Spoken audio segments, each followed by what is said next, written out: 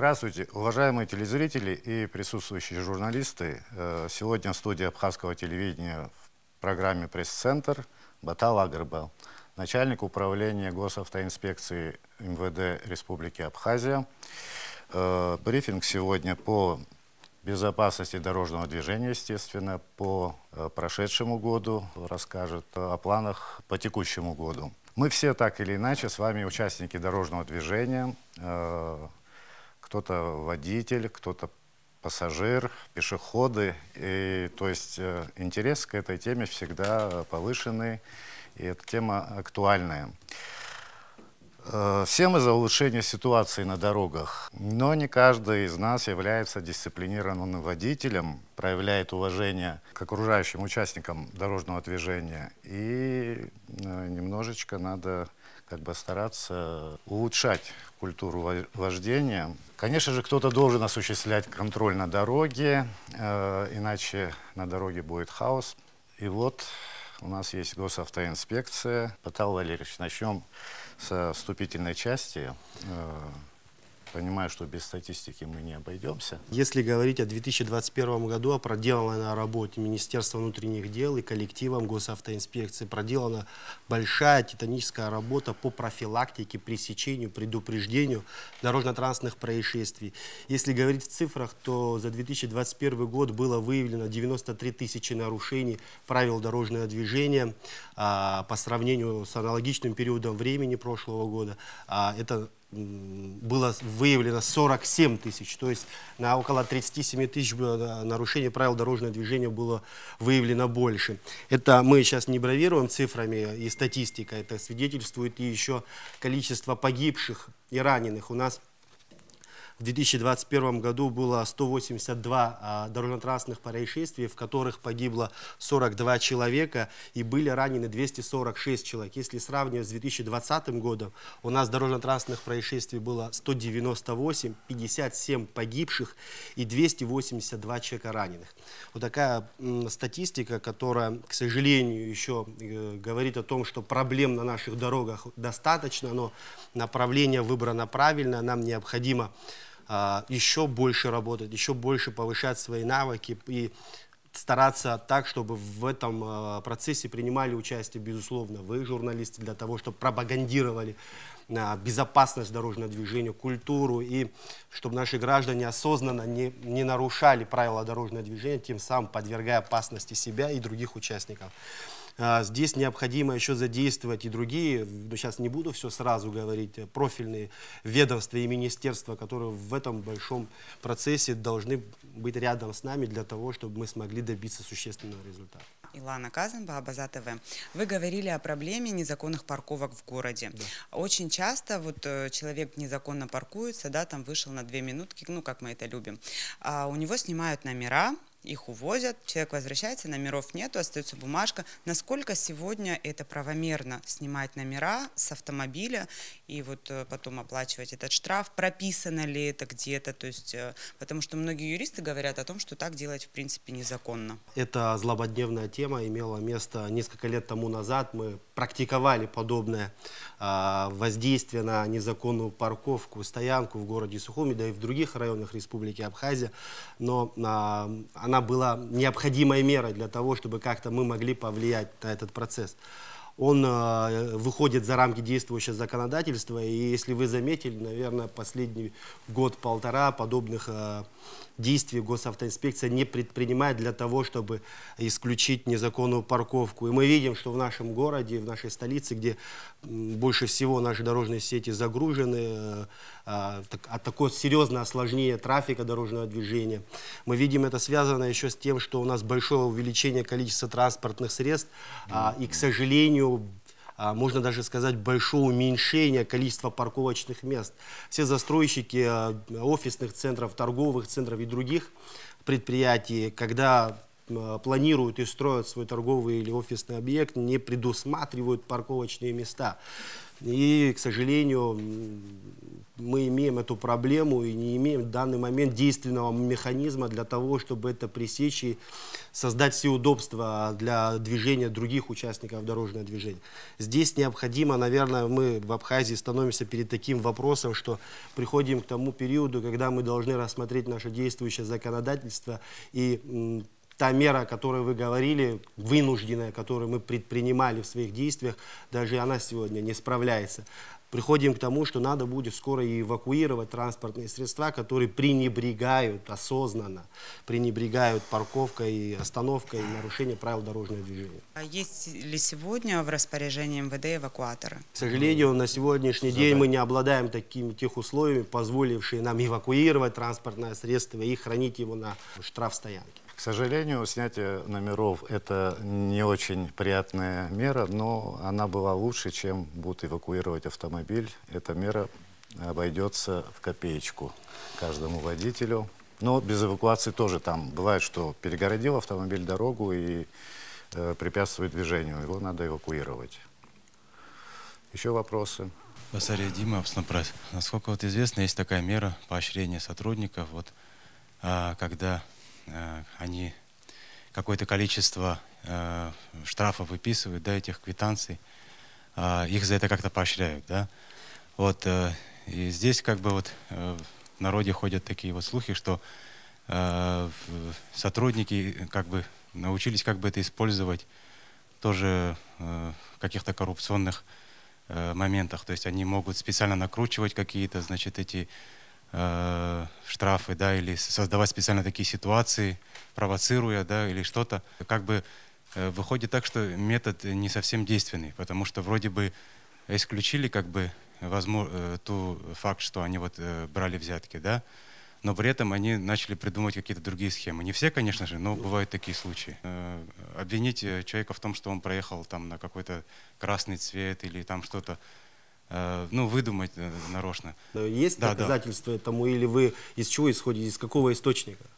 Ну, просто вот это говорят, пишут в соцсетях, говорят в народе. Ну, разрешите мне тогда ответить на ваш вопрос, это естественно. Да, сейчас закончу. Можно ли как бы, допустим, просто видеорегистраторы выдать каждому сотруднику, и тогда не нужно будет вот поощрять их как-то? Я понял. Ну, я вам скажу, вы, во-первых, не совсем информированы в этом направлении по поощрению выявленных нарушений на сегодняшний день, функциональные обязанности и в положении прохождения службы в органах внутренних дел входит работать, входит давать, ну, быть коэффициент полезных действий своей служебной деятельности. И говорить о том, что поощряют за хорошую, плодотворную работу, естественно, в любом коллективе есть. Это не очередное звание, может быть, для сотрудников правоохранительных органов, поощрение различного характера.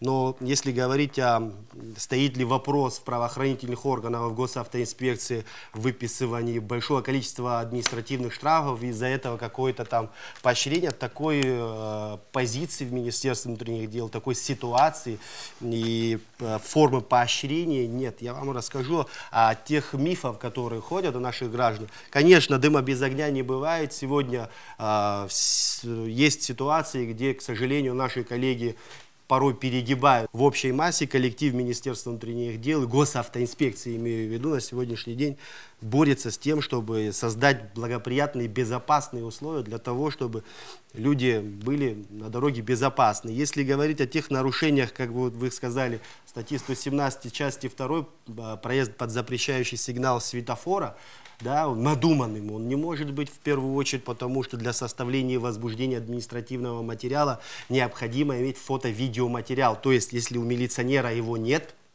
то есть существо нарушения не доказано, нету его, и возбуждение материала будет отказано. То есть он не дойдет до логического конца. А что может быть выдуманным, если у тебя есть фото-видео? Его нету, материала нету.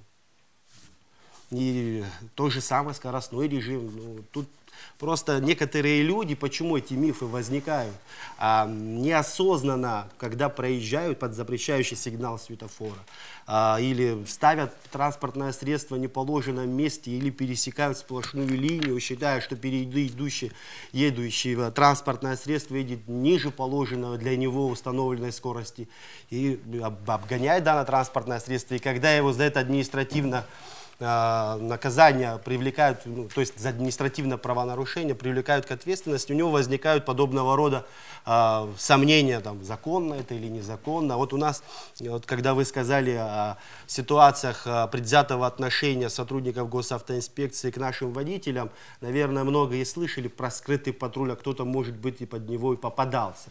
Расскажу вам про это мероприятие. Скрытый патруль есть и в положении прохождения службы, патрульно-постовой службы прописаны каждое действие сотрудника госавтоинспекции, где он может нести службу, форменная одежда, все специальные технические средства, применяемые им, в какое время, в какой период он это должен и может проводить, в каких безопасных местах и как они определяются. Скрытый патруль является гласным, негласным. Гласный скрытый патруль — это транспортное средство, оснащенное светографическими надписями, специальными звуковыми и световыми сигналами. Это гласный. Скрытый патруль — это транспортное средство, не имеющее знака определения о том, что он является служебным транспортным средством госавтоинспекции. Милиционер находится в гражданской одежде, которая на видеорегистратор, стоящий на учете в Министерстве внутренних дел служебном, ведет служебную видеосъемку движение транспортного средства. И если в эту видеосъемку попадает транспортное средство, которое пересекло сплошную линию, то бишь нарушило статью 117, часть 2 Кодекса административных правонарушений, то за это его привлекают. Но наши граждане думают, что если машина ехала тихо на серпантине Верхняя Ишера, то мы можем выехать на встречную полосу, пересечь сплошную линию, тем самым нарушить правила дорожного движения. Но он ехал тихо, а я хочу ездить быстрее. И это ли разве нарушение? К сожалению, вот такая кривизна сознания наших водителей имеет место, и мы с вами должны чаще встречаться в таких форматах, чтобы эти мифы все развеивать, потому что это очень опасно. Основной причиной возникновения дорожно-транспортных происшествий, в которых погибают люди, в которых получают тяжкий вред своему здоровью, это выезд на встречную полосу. Это лобовое столкновение, которое на сегодняшний день, если говорить о нашей статистике, 42 человек в 2021 году погибших, основная часть — это столкновение. И мы должны с этим бороться. В 2021 году мы выявили с помощью этого мероприятия, которое предупреждает и пресекает, и профилактирует дорожно-транспортные происшествия под названием «Скрытый патруль», выявили 13 тысяч административных правонарушений. По статье 117 части 2, если сравнивать с 2020 годом, у нас было 3000. И вот эти 3000 привели к тому, что мы не доработали в 2020 году, у нас на 15 человек погибло больше 2021 года. То есть это очень эффективно. Он, конечно, раздражает, не позволяет нашим гражданам ездить, как они хотят, а не как гласят правила дорожного движения. Но я думаю, со временем, если мы будем вместе с вами идти по этому пути, мы добьемся до того, чтобы на наших дорогах погибало меньше. А погибало меньше, потому что они понимают, что это плохо, что это вредно и что это опасно, самое главное. Продолжение этой темы, может, тем, кто попался, вот нарушил, обогнал тихоход, может, им кажется, но они вот говорят, что вот просто нас вынуждали, провоцировали сделать обгон. Может, это им показалось, может... есть такие вот мнения, что из 13 тысяч выявленных нарушений правил дорожного движения 99,9% это злостные нарушители правил дорожного движения, которые пренебрегают осознанно пренебрегают правилами дорожного движения, понимая, осознавая, что он является водителем с большими навыками дорожного движения, и что он уйдет от любой ситуации, и что эта данная ситуация для него безопасна. Такое отношение к правилам дорожного движения привело к нам, что мы в год имеем свыше 200 дорожно-транспортных происшествий, в которых погибают, я еще раз говорю, до 50 человек и раненых до 300 человек. Потап Валерьевич, еще вот в продолжение этой темы, чтобы мы закончили. Какими видами фото-видеофиксации могут пользоваться ваши сотрудники? Например, это может быть телефон, например, или это специальная должна быть техника? Ну, я вам скажу, для того, чтобы... Ну, есть несколько категорий спецтехники. Категория, которая требует утверждения госстандартом ее измерения. Это измерения, ну, такие специальные средства. Ну, специальные средства — это у нас измерение светопропускаемости, тонировки так называемые, измерение скорости требует сертификата госстандарта, и измерение наличия у человека в крови алкоголя, так называемый алкометр. Вот эти три прибора являются специальными, и их необходимо сертифицировать госстандартом. Если говорить о других средств, уже не специальных, а средств, как видеорегистратор, то он не является специальным и в сертификации не нуждается в соответствии с законодательством. То есть видеосъемка, которая ведется на него, если данный регистратор стоит на учете в органах внутренних дел тылового обеспечения, то он является доказательством нарушения правил дорожного движения. То есть это выезд через это важная, необходимая часть. И на светофоре. Да, тоже, если телефон является служебным и стоящим на балансе Министерства внутренних дел, то это является достаточным основанием для возбуждения административного производства. Вот предположим, такая ситуация. Сотрудники останавливают водителя, и, значит, они утверждают, что он либо там проехал на красный, либо на зебру не пустил пешехода. И когда он просит данные видеофиксации, они говорят: вот мы свидетели, вот мы сотрудники, вот нас столько-то человек, ты что там нам не веришь, там, допустим, мы тебе говорим, что мы видели, как ты нарушил. Это является ли доказательством? Ну, смотрите, следующее, что вам хочу сказать. Если гражданин проехал под запрещающий сигнал светофора, сотрудник госавтоинспекции обязан ему предоставить фото-видеоматериал, ну, то есть вышеупомянутых средств. Если данных доказательств нет, то данный материал будет тщетным. Ну, конечно, если в данном дорожно-транспортном происшествии вы не создали настолько аварийную ситуацию, в которой чудом ушли от происшествия дорожно-транспортного, там будут и свидетели, и все остальные граждане, которые подтвердят. Но, к сожалению, если говорить о наших гражданах, в таких ситуациях они абсолютно не хотят проявлять свою гражданскую позицию, что также осложняет работу правоохранительных органов. Ну, на будущее, да, нас слушают наши граждане для проезда под запрещающий сигнал. Кстати, наши граждане в этом плане достаточно осведомлены. Необходимо иметь фото-видеофиксацию. Все-таки вот будут ли у сотрудников такие носимые вот эти видеорегистраторы, которые сейчас популярны? Вы знаете, материально-техническое обеспечение Министерства внутренних дел ежегодно повышается.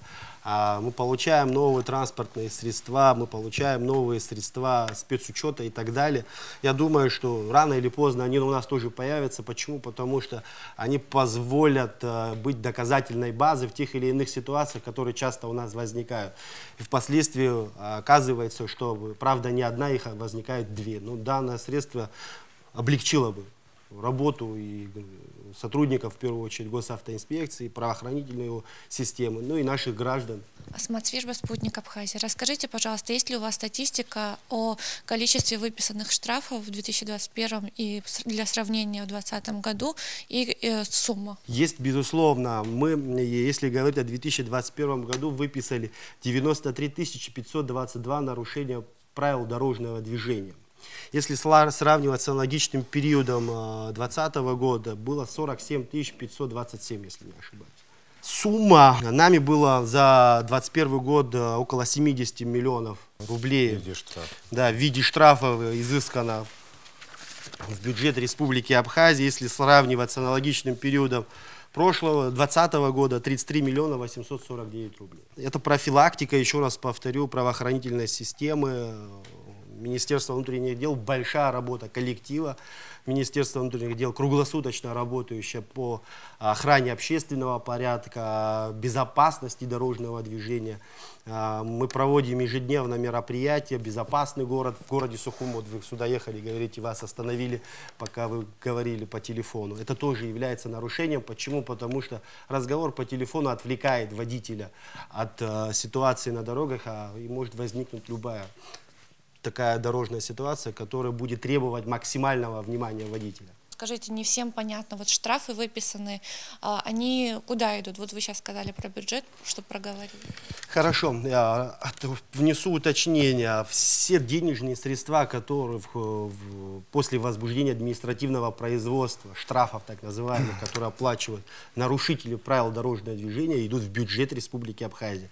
Никогда до этого, ни сейчас и ни после по-другому не было. Если говорить о камерах автофиксации, которые у нас работают уже с 2017-2016 года, то последние 2 года руководство Министерства внутренних дел расторгнуло договор с компанией «Трансбезопасность», которая внедряла и организовывала работу автофиксации в Республике Абхазии. И с 2020 года данный проект реализует Министерство внутренних дел без каких-либо участников в этом процессе. Министерство внутренних дел является главным администратором этого проекта, и он дает результаты. И вот такой скачок выявленных нарушений, это тоже немалозначительная заслуга камер автофиксации. Все платежи идут в бюджет Республики Абхазия на повышение безопасности дорожного движения. Виталий Валерьевич, тем не менее, очень медленно идет развитие вот этой системы, количество камер пока невелико, и нарушения пока только вот скорость, да, они фиксируют. Да, данные камеры фиксируют нарушение правил дорожного движения, а именно скоростного режима. Для того, чтобы эту систему усовершенствовать, необходимо, мы законодательство, скажем так, сформировали, оно на сегодняшний день достаточно для того, чтобы работать по новой системе работы. Кстати, она зарекомендовала у нас в Республике Абхазия очень себя эффективно. В общемировой практике, что далеко идти, тоже очень эффективная такая работа по камерам автофиксации, для того, чтобы их увеличить количество у нас на республиканской трассе, чтобы мы могли почувствовать эффективность и чтобы каждый гражданин почувствовал, необходимо их группировку увеличить в разы. На сегодняшний день на республиканской трассе они у нас установлены только, и их количество составляет 11 единиц, группировка камер автофиксации, которые работают по скоростному режиму. Это недостаточно. Нам на республиканской трассе необходимо иметь минимум около 50. Почему? Потому что у нас аварийно опасных участков, где чаще всего происходят дорожно-транспортные происшествия, на республиканской трассе около 37.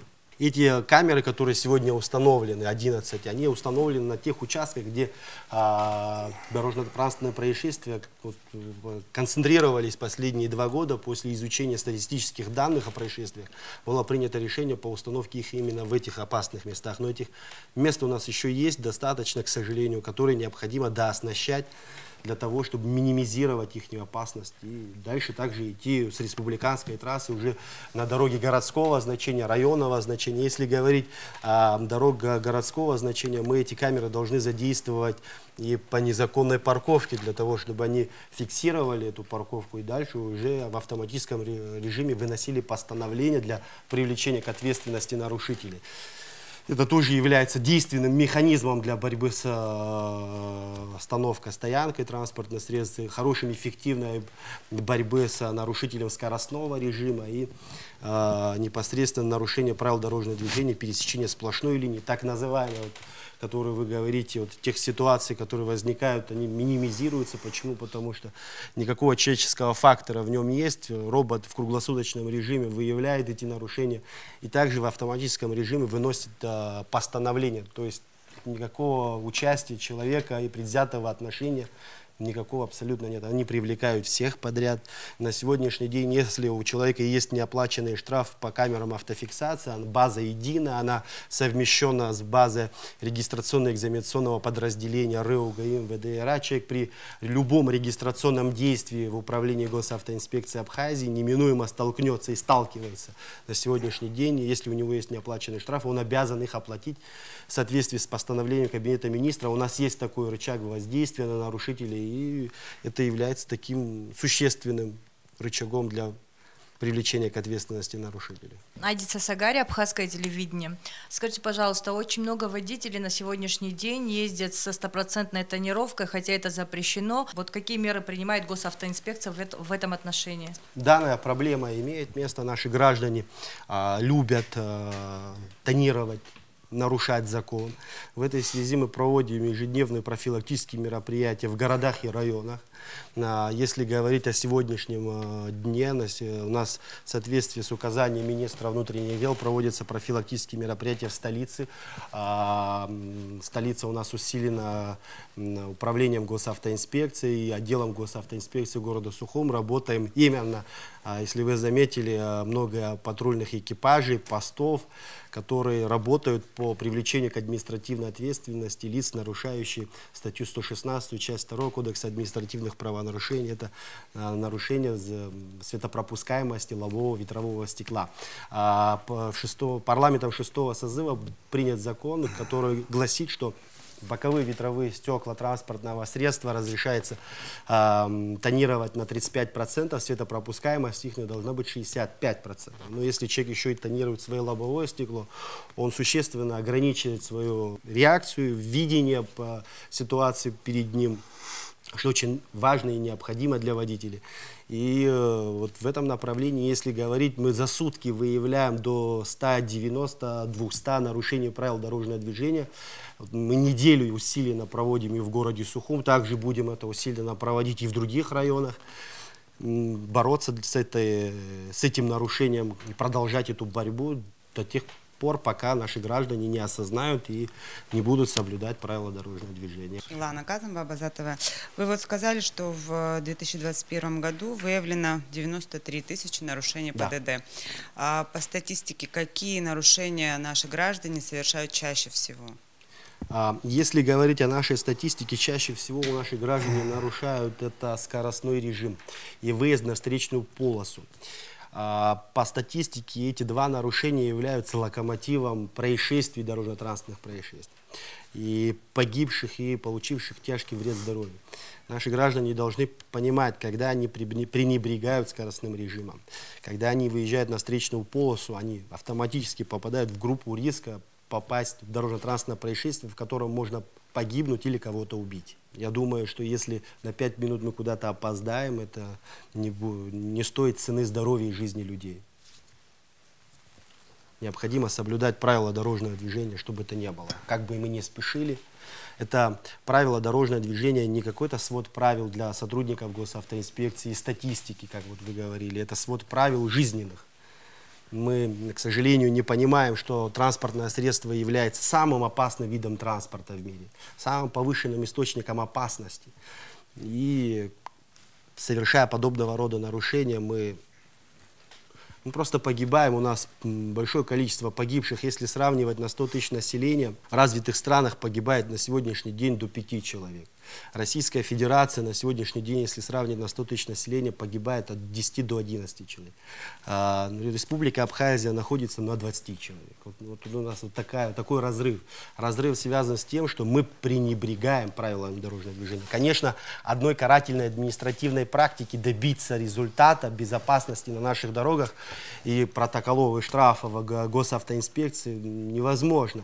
Мы должны понимать, что на сегодняшний день для того, чтобы мы смогли добиться снижения происшествий, здесь должны в дошкольном возрасте ребенку рассказывать педагоги с необходимыми навыками, в школьном возрасте, на школьной скамье объяснять, учить. Автодело, так называемое, необходимо вводить в наши школьные учреждения для того, чтобы у будущих водителей формировать сознание адекватно к правилам дорожного движения и необходимые нужные навыки. В этой связи Управление госавтоинспекции 21 ноября 2021 году был подписан меморандум. Мы проводим рабочие встречи, выработано несколько постановлений Кабинета министров, которые будут регламентировать подготовку, переподготовку будущих водителей в автошколах, лицензирование частных образовательных учреждений, а также внедрение в образовательную среду школьных и дошкольных образовательных учреждений автодела. Вот такая работа на сегодняшний день проводится, она очень тяжелая, рутинная, но процесс начат, мы идем по этому направлению. Слава Богу, в Министерстве образования есть понимание, есть встречное движение.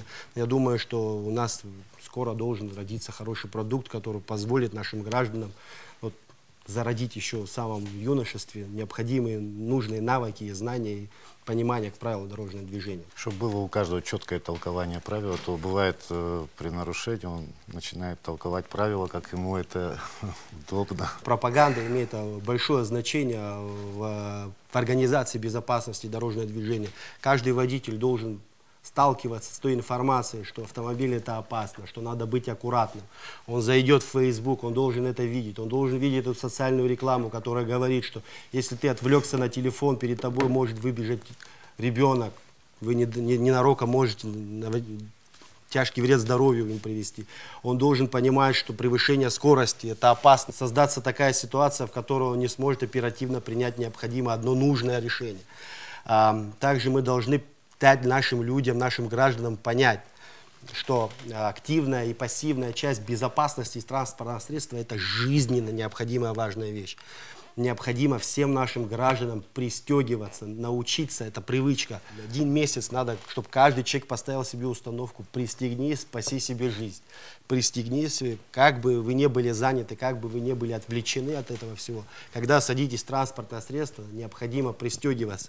Ну, наверное, сегодня, кто здесь в студии находится и кто летал, наши граждане, которые нас сейчас видят и слышат, летали на самолете.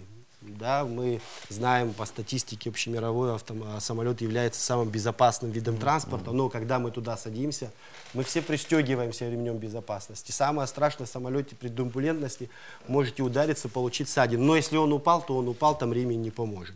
Не дай бог, чтобы в такую ситуацию никто не попадал. Но в транспортном средстве может произойти такая ситуация, где может быть лобовое столкновение, может быть опрокидывание транспортного средства. И ремень безопасности спасет вам жизнь.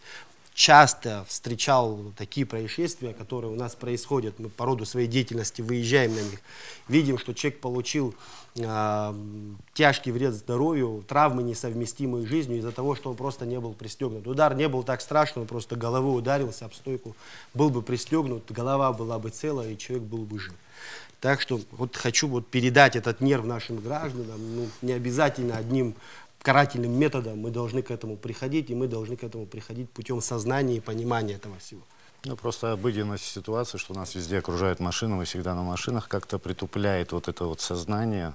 Вот, а ремни нужны всегда, даже при небольших скоростях, возможно, вот такие сели в транспортное средство, сразу пристегнуть. Павел Валерьевич, вот по организации безопасности дорожного движения и вообще организации схем дорожного движения, не вы одни же задействованы и ответственны в этом деле, еще существует автодор, администрация городов, допустим, если дорожное покрытие не в надлежащем виде, дорожная инфраструктура не соответствует, это все способствует возникновению дорожно-транспортного происшествия.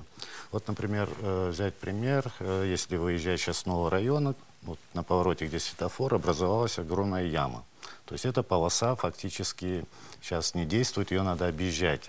Вот кто должен ее заметить и в какое время ее должны... Вот она недели 2, по-моему. Также вот в том направлении еще пару таких вот нехороших ям образовалось. Ну, это не только там, но как пример. Если говорить о безопасности дорожного движения, я все начинаю, но никак не могу эту общую картину сложить. В этом процессе должны принимать участие, безусловно, госавтоинспекция, наделенная контрольно-надзорными функциями за безопасностью дорожного движения.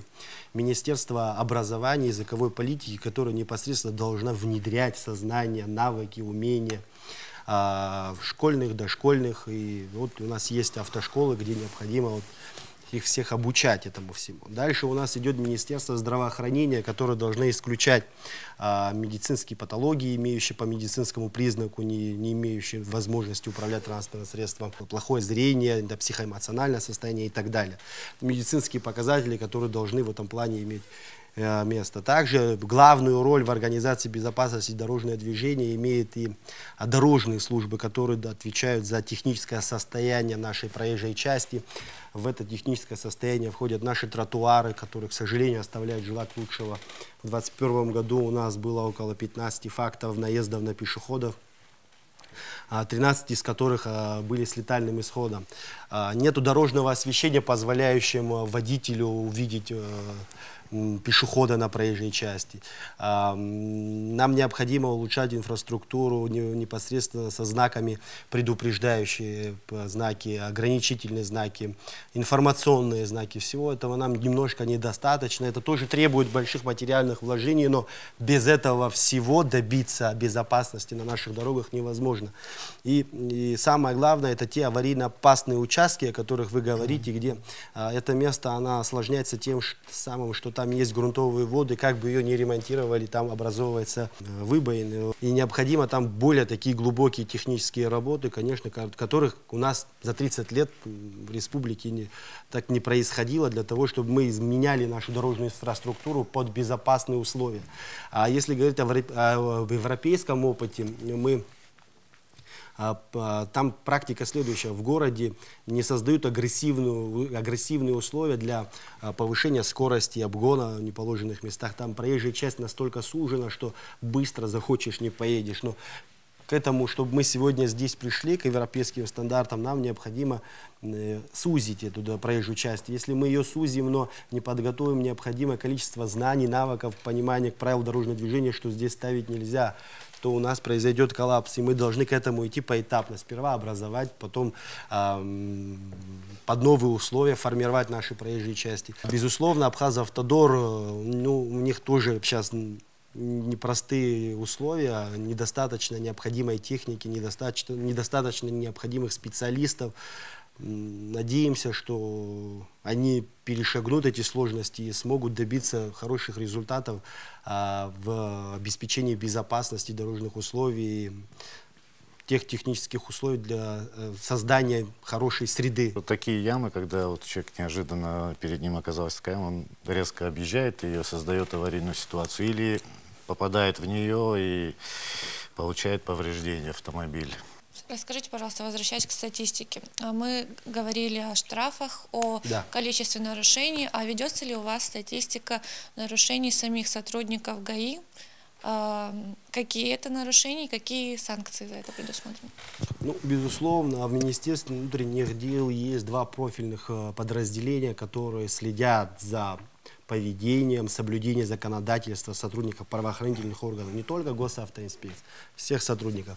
Это подразделение отдела собственной безопасности Министерства внутренних дел и управления воспитательной части. Такие мероприятия проводятся ежедневно, они бывают и оперативного характера, и гласного характера. Это проверка выхода на работу, если есть жалобы со стороны граждан или есть какие-то предпосылки в социальных сетях, какие-то там вот новости или так далее. Все это проверяется соответствующей службой, проводятся проверки и в соответствии с положением прохождения службы в органах внутренних дел данный милиционер подвергается дисциплинарному взысканию.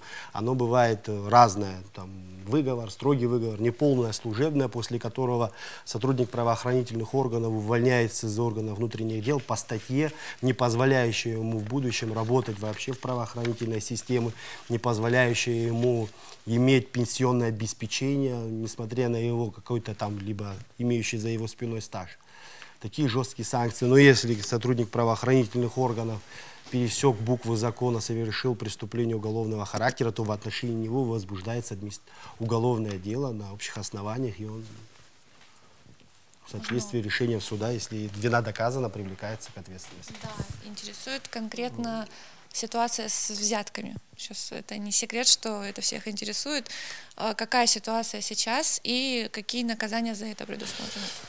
Ну, если говорить о той коррупционной составляющей, которая присуща, как мы не хотим, к сожалению, госавтоинспекции, исходя из специфичных ее мероприятий, ну, работы, скажем так, да, функций.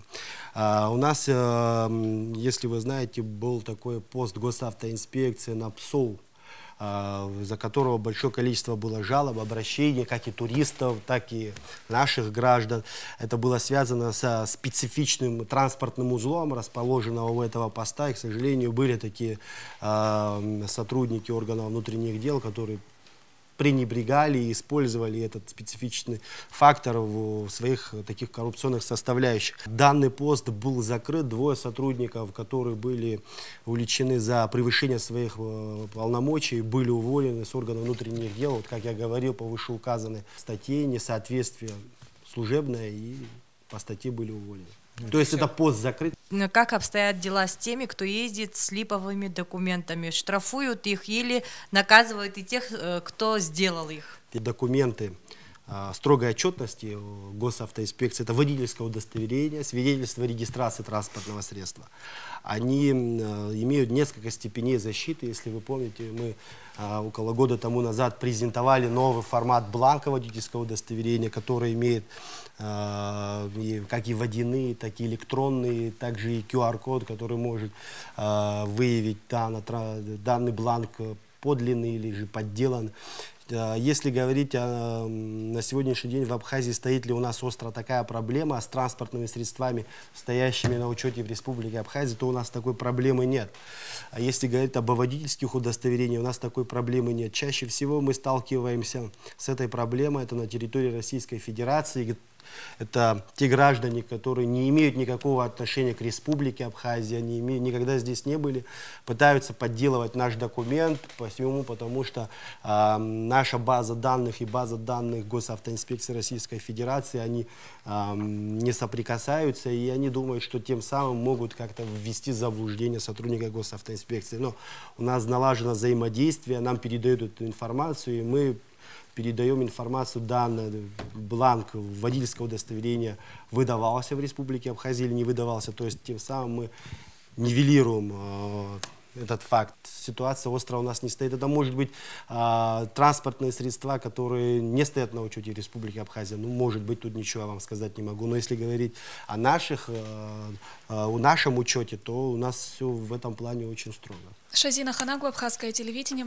Скажите, пожалуйста, что делается для повышения квалификации сотрудников Госавтоинспекции? Спасибо, очень хороший, нужный, необходимый вопрос. Повышение квалификации необходимо, потому что законодательство меняется, необходимо для того, чтобы всегда поддерживать на необходимом, нужном уровне знания и навыки наших коллег, товарищей. Это проходит у нас чаще всего в весенний период времени, когда сложность, напряженность в нашей работе имеет возможность позволить нам отправить наш коллектив в учебный центр Министерства внутренних дел, где специально для сотрудников Госавтоинспекции проводятся занятия и утвержденный график занятий по необходимым всем пунктам знания законодательства, прохождения службы в органах внутренних дел. Несколько лет назад был большой скандал с номерной серией 3А.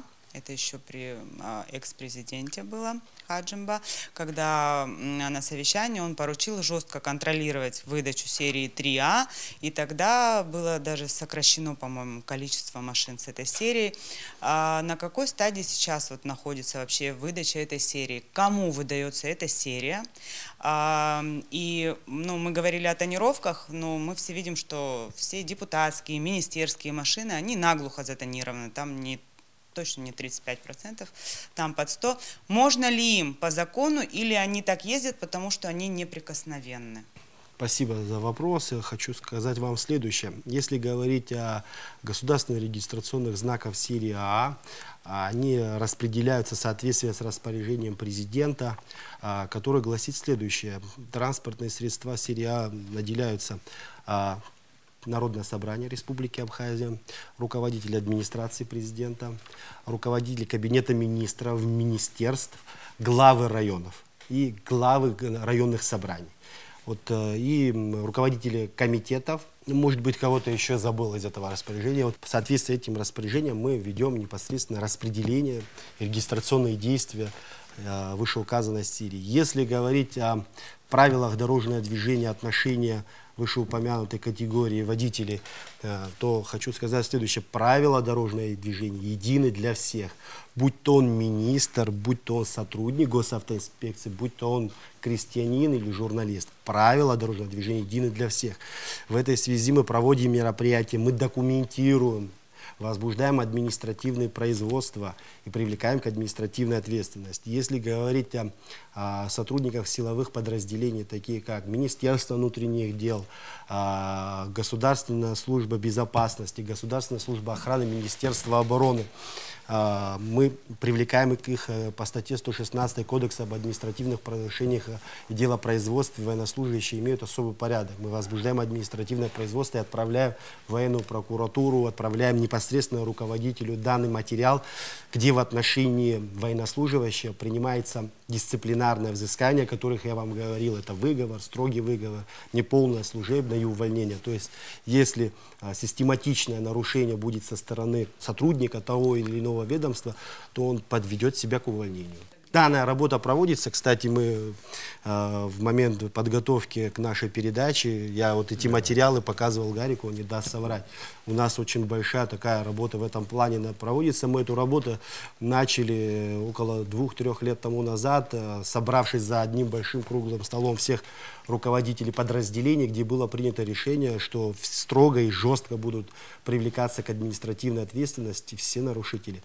Даже могу вам сказать, что сотрудники силовых подразделений, сталкиваясь с сотрудником госавтоинспекции, говорят: давайте мы снимем эту тонировку, чтобы вы не сообщали нашему руководителю, потому что там у меня уже все, лимит исчерпан, буду наказан очень сильно. И идут и снимают, не кичатся своими удостоверениями, своим положением. У вас вот в законодательной базе были какие-то нововведения или планируется, может? Да, у нас непосредственно проводится сейчас работа, я вам говорил, в ходе беседы с Министерством образования.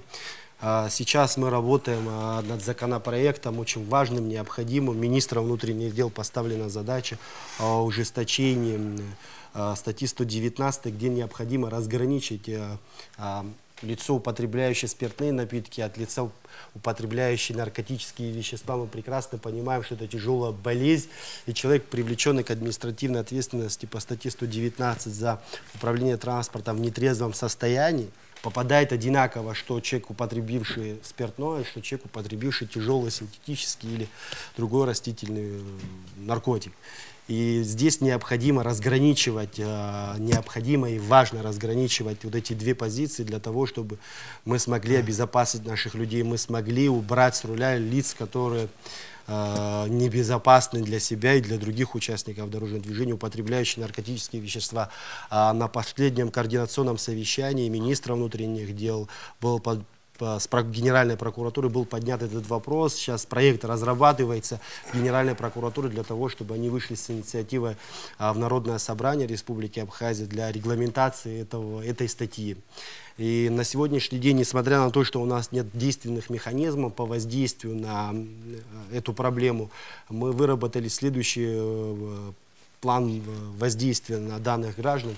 У нас за 2021 год и включительно январь была проведена работа такая по лицам, ранее привлекавшихся в течение года и января месяца по статье 119, у которых было выявлено употребление наркотических веществ. Мы послали запрос в Государственный наркологический диспансер Министерства здравоохранения, стоят ли они на учете в наркодиспансере. Если таковые граждане там стоят на учете, то это является основанием для того, чтобы не выдавать им водительского удостоверения до того, как они излечатся, потому что необходимо проходить медкомиссию, они не пройдут, у нас есть на то основание им отказать. То есть вот эти граждане в количестве 110 человек, которые нами были выявлены, в данный момент будут удерживаться до того периода, пока они не докажут медицински, что они излечились от этой тяжелой болезни. И в этом направлении работа будет усилена, и законодательство будет доработано, и необходимые все мероприятия по профилактике, предупреждению будут проводиться, потому что это очень важно. Человек под воздействием психотропных и наркотических веществ очень опасен. И его необходимо отстранять от управления транспортным средством. Моя коллега спрашивала про изъятие номеров, откручивание. Мне бы хотелось у вас узнать, насколько приемлемым вы считаете изъятие удостоверений водительских в тех случаях, когда это не предусмотрено законом. То есть такие случаи, когда изымают и предоставляют протокол вместо временного удостоверения? Я вам скажу, вот это бич госавтоинспекции, который мы, к сожалению, пока не смогли избавиться. Водительское удостоверение у нас изымается в виде обеспечения административного материала. Мы не лишаем гражданина, но в правилах дорожного движения прописано и в санкции административного кодекса. Если статья предусматривает лишение права управления, то в виде обеспечения административного материала удерживается водительское удостоверение. Но есть нарушение, не предусмотренное лишением правом управления, но, к сожалению, чаще всего сотрудники госавтоинспекции удерживают водительское удостоверение в виде обеспечительной меры.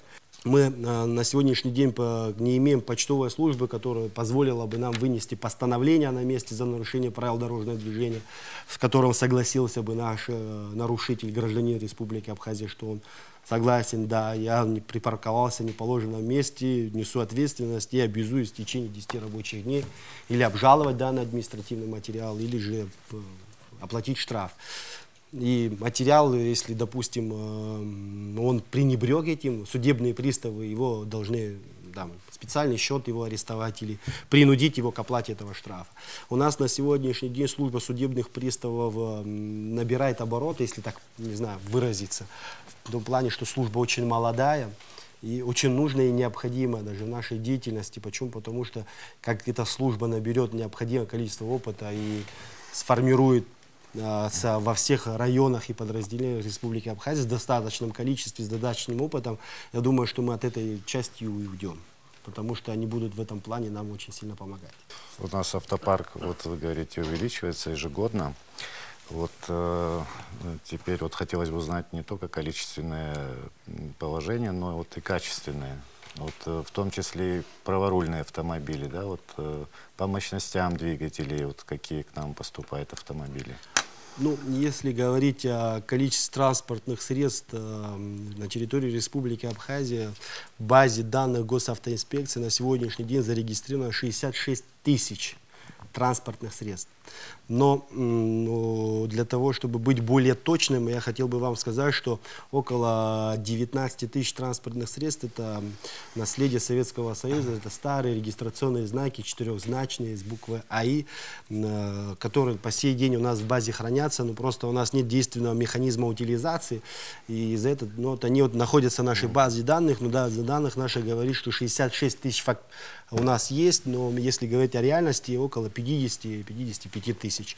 Это только транспортных средств, стоящих на учете в Республике Абхазия. Если говорить о других транспортных средствах, стоящих на учете иностранного государства, общая цифра около 70, я думаю, в общем, дойдет с помощью этих транзитных транспортных средств. Если говорить о последней тенденции регистрации, в год от 7 до 10 тысяч в год вновь регистрируется транспортных средств в Республике Абхазия. Львиная часть транспортных средств — это транспортные средства из Японии, праворуки, так называемые транспортные средства. Это обусловлено ценой, качеством транспортного средства, но в последнее время тенденция праворуких так называемых автомобилей уменьшилась в связи с тем, что цена на них очень выросла, и транспортировка, логистика этого транспортных средств с правым рулем очень сильно подорожали. То есть стало невыгодно привозить праворукие транспортные средства. Я думаю, что в скором времени на нашем рынке появится общепринятое транспортное средство с расположением руля в левой части транспортного средства. С Европы будем, или с Америки, такие транспортные средства. Если говорить о мощностях, тут уже у каждого гражданина свои предпочтения по-разному. Тут нет такого четкой позиции. Батал Валерьевич ответил на все ваши вопросы. Спасибо вам, уважаемые журналисты, за внимание, за вопросы, которые волнуют наших граждан. Я думаю, что мы смогли передать необходимые знания, информацию нашим гражданам, водителям, являющимся участниками дорожного движения, для того, чтобы на наших дорогах стало безопаснее, на наших дорогах стало комфортнее. Всем хорошего дня, не болейте, берегите себя. Спасибо за внимание. Всегда счастливого пути за рулем.